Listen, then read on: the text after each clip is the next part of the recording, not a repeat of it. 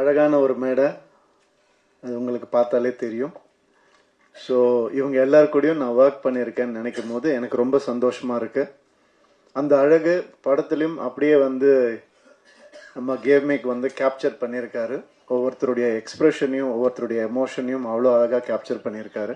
அது கூடிய சீக்கிரம் நீங்கள் எல்லாரும் பார்க்க போறீங்க. மிகவும் ஒரு அழகான ஒரு கதை இந்த படம். இந்த படம் வந்துட்டு டைட்டிலே வந்து காதலிக்க நேரமில்லை பயங்கர கேட்சியாக இருந்துச்சு. அந்த நம்மளுடைய கிளாசிக் காதலிக்க நேரமில்லை அந்த டைட்டில் கிடைச்சது ரொம்ப சந்தோஷம்.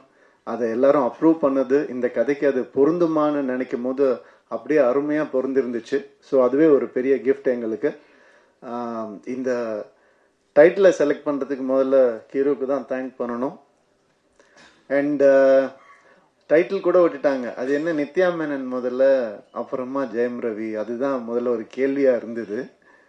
அப்படி என்ன உங்களுக்கு கான்ஃபிடென்ஸ் அப்படின்னு கேட்டாங்க. செல்ஃப் கான்ஃபிடென்ஸ் தான், வேற என்ன கான்ஃபிடென்ஸ், வேற எதுவும் கிடையாது. ஐ மீன் நான் எல்லாமே உடைச்சிருக்கிறேன்னு நான் நம்புறேன். சினிமாவில் இது ஒரு ஜாம்பி படம், ஒரு ஸ்பேஸ் படம் அப்படின்னு அது மட்டும்தான் உடைக்க முடியுமா என்ன, இதையும் உடைப்போம் தான் நம்ம எல்லாரும் பேசி உடைச்சோம். அது நான் வந்து இந்த மேடையில தான் அதை நான் சொல்ல முடியும். எவ்வளோ பேர் எப்படியோ ட்விஸ்ட் பண்ணிலாம் கேட்டு பார்த்தாங்க. உண்மை இதுதான்.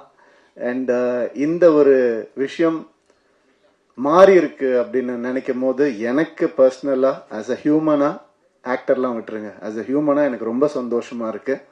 இது வந்து நான் ஷாருக் கான் சார் கிட்ட இருந்து தான் காப்பி அடிச்சேன். அவர் தான் அவர் கம்பெனியில் முதல்ல ஹீரோயின் பேர் போடணும்னு ஆசைப்பட்டாரு. அதே மாதிரி நான் எப்பெல்லாம் பெண் இயக்குனர்களோட நான் வந்து நடிக்கிறேனோ, அப்போ ஒர்க் பண்றேனோ, அப்போ எல்லாம் இந்த மாதிரி பண்ணணும்னு நான் நினைச்சிட்டு இருக்கேன். அதுக்கு சப்போர்ட் பண்ணவங்க எல்லாருக்கும், என் ஃபேன்ஸ்க்கு எல்லாருக்குமே ரொம்ப ரொம்ப நன்றி. உண்மை என்னன்னா, இது ஒரு மாயைய பெண் ஆணுன்னு நம்ம கிரியேட் பண்ணி வச்சிருக்கோம்.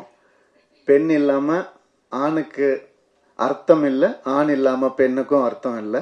இதுதான் உண்மை.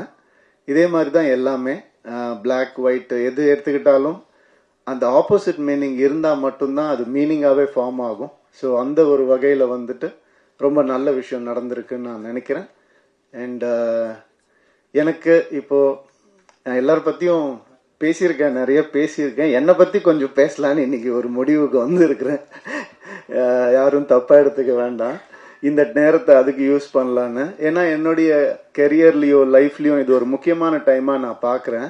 அதனால இந்த முடிவை நான் எடுத்தேன். அதுக்கு சப்போர்ட் பண்ணுவீங்க நம்புறேன். ஒரு தம்ஸ் அப் காமிச்சிங்கன்னா நல்லா இருக்கும். Okay, thank you. Thank you sir. நிறைய அதான் அவங்க நம்ம உங்க பேரு தெரியல எனக்கு, சாரி. சப்னா சொன்ன மாதிரி வந்துட்டு வெற்றி வந்தாலும் தோல்வி வந்தாலும் ஒரே மாதிரி இருக்கேன் அப்படிங்கிறதுக்கு என்ன காரணம்னா, இப்ப நான் சொன்ன ஆண் பெண் தான். வெற்றி இல்லாம தோல்வியும் இல்லை, தோல்வி இல்லாம வெற்றியும் இல்லை. எனக்கு வந்துட்டு ஒரு 2014 இந்த மாதிரி கொஞ்சம் ஒரு தோல்வியான ஒரு டைம் இருந்தது. 3 வருஷம் ஒரே படம் பண்ணேன். அதுக்கப்புறம் என்னால ஒரு இன்டர்வியூ கூட கொடுக்க முடியல. ஏன்னா ஒரு லுக் இருந்தது, அந்த ஒரு மாயையில என்னை அப்படியே வச்சிருந்தாங்க. அதுக்கப்புறம் எனக்கு ஒரு மாதிரி கொஞ்சம் கஷ்டமா இருந்தது, என்னடா இப்படி இருக்கேன்னு. படமும் சரியா போல, தோல்வி அடைஞ்சுது. ஸோ அப்ப நான் யோசிச்சேன், நான் ஏதாவது தப்பு பண்ணியிருக்கேனா அப்படின்னு யோசிச்சேன். நான் தப்பா நடிச்சிருக்கேனா, நான் வந்துட்டு தப்பான கதை செலக்ட் பண்ணனா, நான் அப்படி யோசிக்கும் போது என் சைட்ல இருந்து எந்த ஒரு தப்பும் எனக்கு தோணல. அப்புறம் நம்ம எதுக்கு தோண்டு போனோம், உன் சைட்ல தப்பு இல்லாதப்ப. அடுத்த வருஷமே 3 ஹிட் ஒரே வருஷம். ரோமியோ ஜூலியட், பூலோகம், தனி ஒருவன், 3 ஹிட் கொடுத்தேன் நான். அது வந்துட்டு ஏன் அப்படின்னா அந்த ரியலைசேஷன் தான். வெற்றிக்கும் தோல்விக்கும் பெரிய டிஃபரன்ஸ் இல்லை. ஒருத்தர் தோத்து போய் துவண்டு போய் கீழே விழுந்துட்டாங்கன்னா அவர் தோல்வி அடைஞ்சவர்னு சொல்றோம். அது கிடையாது. அவர் திருப்பி எந்திரிக்காம இருந்தாதான் அவர் தோல்வி அடைஞ்சவர். திருப்பி எந்திரிச்சிட்டாருன்னா அவர் தோல்வியே கிடையாது. இந்த வருஷம் நான் திருப்பி எந்திரிப்பேன்னு சொல்ல வரேன், வேற ஒன்றும் இல்லை. Thank you so much. அதுக்கான நிறைய நல்ல படங்கள் ஒரு லிஸ்ட் என்கிட்ட இருக்கு, நல்ல லைனப்ஸ் என்கிட்ட இருக்கு, நல்ல திறமையான டைரக்டர்ஸ் என் கூட இருக்காங்க. அடுத்தது சுதா கொங்கரா மேம் கூட இன்னொரு படம் பண்றேன், பெண் இயக்குனர். ரொம்ப சந்தோஷமா இருக்கு. எனக்கு பெண் இயக்குனரை வேற எப்படி அட்ரஸ் பண்றதுன்னு தெரியல, அதனால அப்படிதான் நான் சொல்றேன். ஸோ அது ஒரு பெரிய டேர்ம் கிடையாது, டிரெக்டர், அவ்வளவுதான். ஸோ இந்த மாதிரி நிறைய நல்ல விஷயங்கள் என் லைஃப்ல நடந்துட்டு இருக்கு. ஒரு நல்ல மாற்றங்கள் நடந்துட்டு இருக்கு. கிளியரா திங்க் பண்ண முடியுது. அண்ட் சந்தோஷமா இருக்கேன். Thank you so much. காதலிக்க நேரமில்லை பத்தி கொஞ்சம் பேசிடுறேன். இந்த படம் வந்துட்டு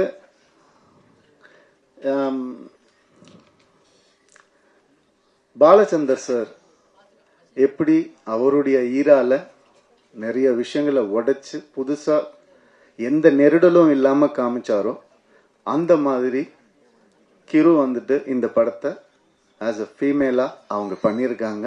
அவங்களுக்கு பாலச்சந்தர் சாருக்கு கிடைச்ச அந்த பேர் இந்த படத்து மூலமா கிடைக்கணும்னு நான் மனசார வேண்டிக்கிறேன். அண்ட் இந்த படம் பல உண்மைகளை வெளிக்கொண்டு வந்திருக்கு. உண்மைகள்லாம் ஒளிச்சு வச்ச உண்மைகள் கூட கிடையாது, நம்ம ஏத்துக்க முடியாத உண்மைகளை வந்துட்டு வெளிக்கொண்டு வந்திருக்கு. அண்ட் இந்த படம் இந்த ஜென்சி அப்படிலாம் நம்ம சொல்றோம் இல்லையா, அது வேற வழி இல்லை சார், நம்ம மாறிதான் ஆகணும். நீங்க வந்து பேப்பரும் பேனாவும் சில வருஷம் முன்னாடி பிடிச்சிட்டு உட்கார்ந்து இருந்தீங்க, இப்ப கேமராவை கையில பிடிச்சிட்டு உட்கார்ந்து இருக்கிறீங்க. அந்த மாதிரி இந்த படம் சில மாற்றங்களை கொண்டு வரும். அது ரொம்ப நவீனமா இருக்கும், ரொம்ப மாடர்னா கண்டிப்பா இருக்கும். அந்த சில கான்செப்ட்ஸ் வந்துட்டு சொல்றது வந்து மிக தைரியம் வேணும். எப்படி வந்துட்டு கிரு வந்துட்டு ஒரு டயலாக், அதாவது உங்க எல்லாத்தையும் வந்து உங்களுடைய எல்லா பிரச்சனையும் வந்துட்டு ஃபெமினிஸ்ட் ஆங்கிள் திணிக்காதீங்கன்னு ஒரு ஃபீமேல் டைரக்டர் சொல்லும் போது அதுக்கான வேல்யூ வந்துட்டு 100 மடங்கு அதிகமாகுது. ஸோ அதனால இந்த மாதிரி விஷயங்களை பேலன்ஸா சொல்லியிருக்கிற ஒரு படம் காதலிக்க நேரமில்லை. நிறைய வேல்யூஸை வந்துட்டு புதுசா சொல்லியிருக்கக்கூடிய ஒரு படம். நம்ம எப்பவுமே நம்ம லைஃப்ல சினிமா ஒரு பார்ட், அதை யாராலையும் மறுக்கவே முடியாது. அம்மா அப்பா சொல்லி கொடுக்காத சில விஷயங்களை கூட சினிமா சொல்லி கொடுக்கும்ன்ற நம்பிக்கையில தான் நான் சினிமாக்குள்ள வந்தேன். அந்த மாதிரி இந்த ஜெனரேஷனுக்கு சொல்லி கொடுக்க முடியாத, பேச முடியாத சில விஷயங்களை ரொம்ப அழகா டீல் பண்ணியிருக்காங்க. இந்த மாதிரி திறமையான தைரியமான டிரெக்டர்ஸ் இன்னும் வரணும் தமிழ் சினிமாவுக்கு நான் ஆசைப்படுறேன். வர பொங்கலுக்கு இந்த படம் ரிலீஸ் ஆகுது. கண்டிப்பா தியேட்டர்ல வந்து பாருங்க. UA சர்டிபிகேட் தான். ஸோ நீங்களே முடிவு பண்ணிட்டு வாங்க.